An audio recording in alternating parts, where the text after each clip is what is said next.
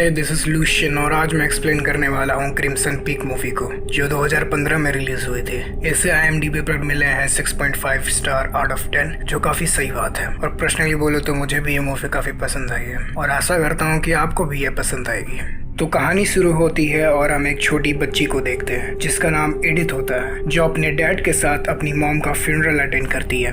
Edith अपनी mom के death से काफी उदास थी और आगे हम देखते हैं कि अक्सर उसे अपनी मॉम का भूत दिखा करता था, जो एडिथ को हर बार ये बोलकर वार्न करता था कि लाल पहाड़ी से दूर रहना।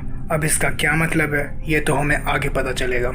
अब हम देखते हैं कि 14 साल बीत चुके हैं और एडिथ भी अब काफ़ी बड़ी हो चुकी है। अब वो एक राइटर बनना चाहती है, जिस कारण वो एक बुक पब्लिशर से मिलती है और उससे अपनी कहानी देती है। पर पब्लिशर एडिथ को यह बोलकर रिजेक्ट कर देता है कि उसे एक रोमांटिक स्टोरी चाहिए, न कि कोई हॉरर स्टोरी। और हाँ, एडिथ हमेशा हॉरर स्टोरी लिखा करती थी और यहाँ भी वो बुक पब्लिशर को हॉरर स्टोरी ही देती है, जो रिजेक्ट हो जाता है। दरअसल एडिथ का बचपन अपनी मॉम का भूत देखते हुए गुजरा था, जिस कारण उसे हॉरर स्टोरीज में काफी इंटरेस्ट था। फिर यहाँ पर एक नई कैरेक्टर की एंट्री होती है, हमारी लोकी भाई साहब। नहीं, यहाँ ये लोकी नहीं बने हैं, यहाँ पर ये प्ले कर रहे हैं थॉमस का कैरेक्टर, जो यहाँ अपने प्रोजेक्ट के लिए फंड इकट्ठा करने आया था। दरअसल थॉमस जहाँ से आया था वहाँ पर लाल मिट्टी पाई जाती है और जमीन से रेड क्ले को निकालने वाली मशीन के लिए उसे फाइनेंसर्स चाहिए थे, जिसे थॉमस ने खुद डिजाइन करा था।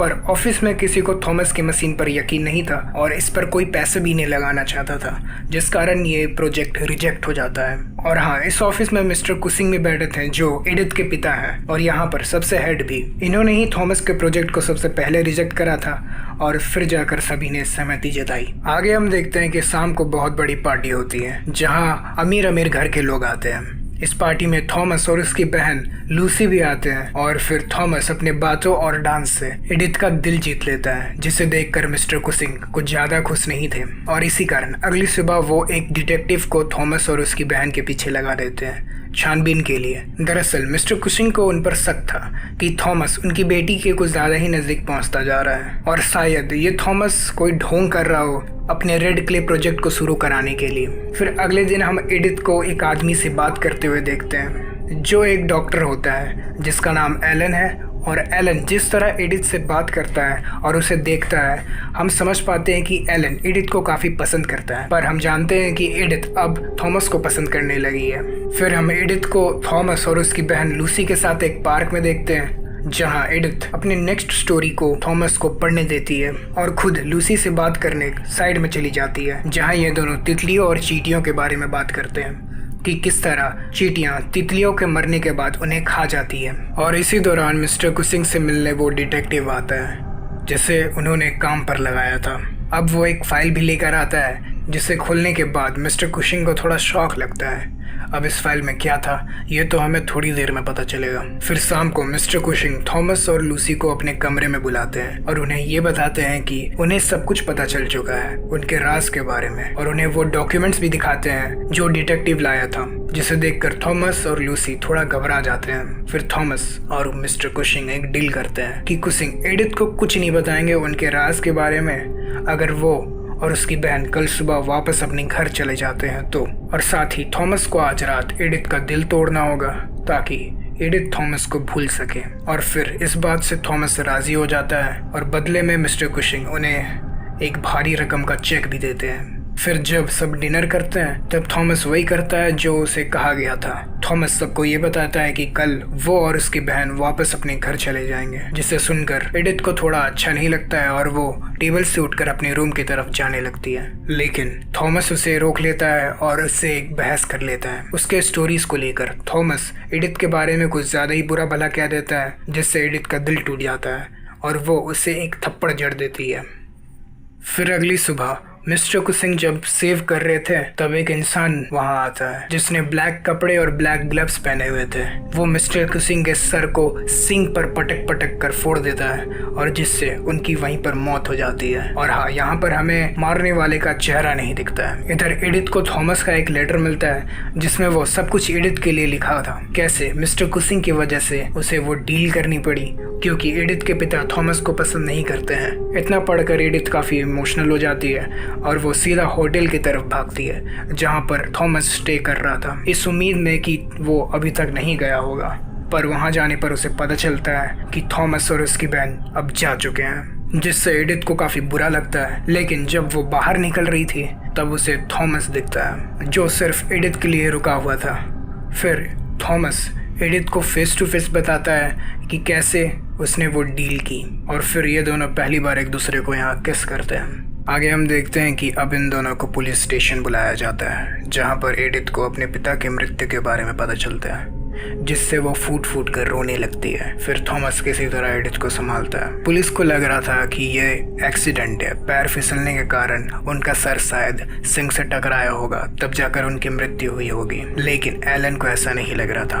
हाँ, एलन भी यहाँ मौजूद था। एलन को ये यकीन था कि ये मर्डर है, ना कि एक्सीडेंट। पिता के मृत्यु के बाद सारी जायदाद एडिथ के नाम हो जाती है और थॉमस और एडिथ एक दूसरे से शादी कर लेते हैं। फिर एडिथ अपने घर को बेचकर थॉमस के साथ किम्बरलैंड इंग्लैंड आ जाती है, जहां उसे पहली बार थॉमस का घर दिखता है, जो बिल्कुल सुनसान इलाके में था। यहाँ की मिट्टी बिल्कुल लाल थी, जैसा कि थॉमस ने सबको बताया था। और थॉमस फिर ये भी बताता है कि ये घर काफी पुराना है, लगभग 100 साल पुराना, और कई जगह से सड़ा हुआ भी है। आगे हम देखते हैं कि एडिथ को यहाँ ढलने में काफी तकलीफ हो रही थी, क्योंकि उसे यहाँ भी भूत दिख रहे थे। वो एक चीज़ नोटिस करती है कि भूत उसे डराने की कोशिश नहीं कर रहे हैं, बल्कि उसे कुछ बताने की कोशिश कर रहे हैं। और वो ये भी नोटिस करती है कि जब जब वो थॉमस के करीब जा रही थी तब तब लूसी बीच में आ जाती है, और ये एक दूसरे के क्लोज नहीं आ पा रहे थे, जो काफ़ी अजीब था।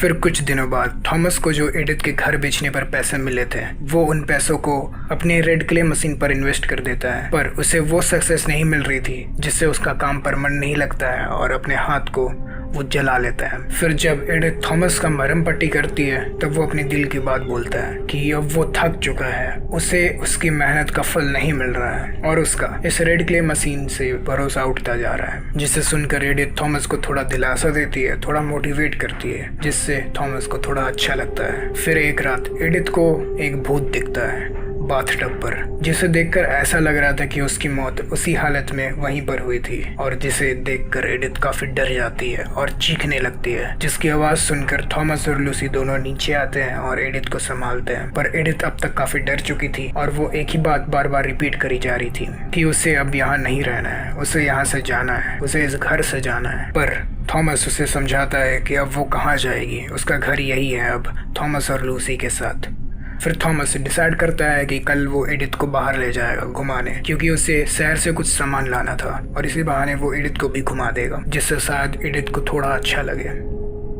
इधर एलन को अब भी शक था कि मिस्टर कुसिंग की डेथ कोई एक्सीडेंट नहीं थी, इसलिए वो उस डिटेक्टिव से मिलता है जिसे मिस्टर कुसिंग ने काम पर लगाया था। उससे मिलने पर उसे कुछ डॉक्यूमेंट्स मिलते हैं, जिसकी वजह से वो डील हुई थी थॉमस और मिस्टर कुसिंग के बीच में, और हम ऑडियंस को यहाँ पर कुछ राज पता चलते हैं। दरअसल उस फाइल में एक न्यूज़पेपर था जिसमें थॉमस के 100 साल पुराने घर का जिक्र था, जिसमें दोनों भाई बहनों की माँ की हत्या हुई थी उस बाथटब में। और साथ ही एलन को वो डॉक्यूमेंट्स भी मिलता है जिसमें ये साफ साफ लिखा हुआ था कि थॉमस पहले से शादीशुदा है, जिसे देखकर एलन ये समझ जाता है कि थॉमस ने सिर्फ एडिथ के पैसों और उसके जायदाद के लिए उससे शादी करा हुआ है। और फिर एलन ये सब एडिथ को बताने निकल पड़ता है। इधर हम देखते हैं कि थॉमस ने जैसा डिसाइड किया था वैसे ही वो एडिथ को शहर लेकर आता है, जिससे एडिथ को काफी अच्छा महसूस हो रहा था। फिर हम देखते हैं जब थॉमस अपने काम के सामान लेने में बिजी था, तब वहाँ का शॉपकीपर एडिथ को एक लेटर निकाल कर देता है जो एडिथ के नाम पर आया था। दरअसल एडिथ को कुछ डॉक्यूमेंट्स पर साइन करना बाकी था जो उसके पिता के जायदाद से रिलेटेड थे। और हाँ, एडिथ को एक और लेटर मिलता है जिस पर इनोला सॉटी लिखा हुआ था।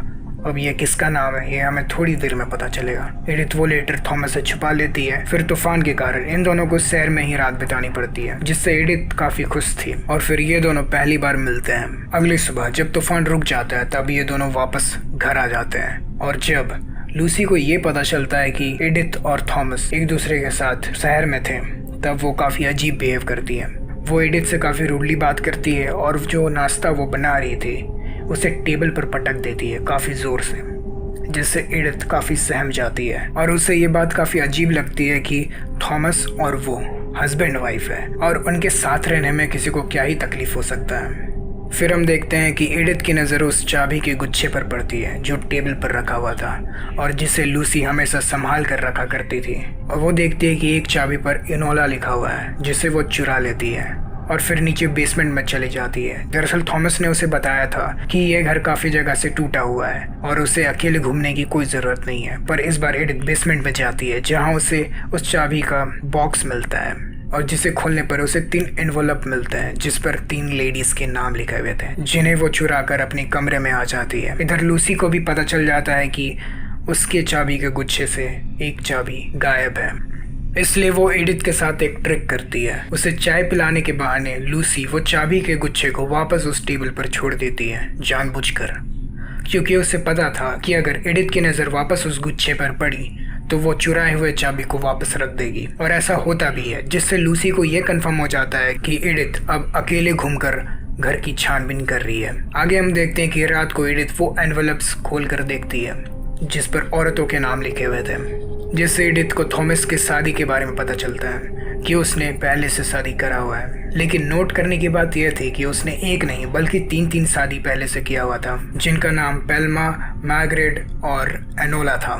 फिर एडिथ को एक खुफिया कबर्ड से कुछ रिकॉर्डिंग टेप्स मिलते हैं जिसे प्ले करने पर उसे एनोला की आवाज़ सुनाई देती है, जो खास कर ये बता रही थी कि थॉमस ने सिर्फ उसके पैसे और जायदाद के लिए शादी किया हुआ है और उस चाय में जहर है जिसकी वजह से वो धीरे धीरे मर रही है। फिर हम देखते हैं कि एडिथ को भी खून की खांसियां होने लगती है और वो समझ जाती है कि लूसी एडिथ को भी मारना चाहती है और उसे काफ़ी दिनों से चाय में जहर दे रही है। एडिथ ये सब सुनकर और पढ़कर अंदर से काफ़ी टूट जाती है, क्योंकि थॉमस ने सिर्फ अपने मतलब के लिए उसे शादी किया था। फिर वो भागने की कोशिश करती है, लेकिन बाहर बर्फ के तूफान के कारण वो भाग नहीं पाती है और जहर के असर की वजह से वो वहीं पे सीढ़ियों के पास बेहोश होकर गिर जाती है। इधर एलन भी कैम्बरलैंड पहुंच चुका था एडिथ को बचाने और लेने, मगर तूफान के कारण उसे कोई गाड़ी और लिफ्ट नहीं मिलता है, जिससे वो डिसाइड करता है कि वो पैदल ही वहां तक जाएगा। फिर हम देखते हैं कि एडिथ बेड पर पड़ी हुई है और वो काफी बीमार भी है,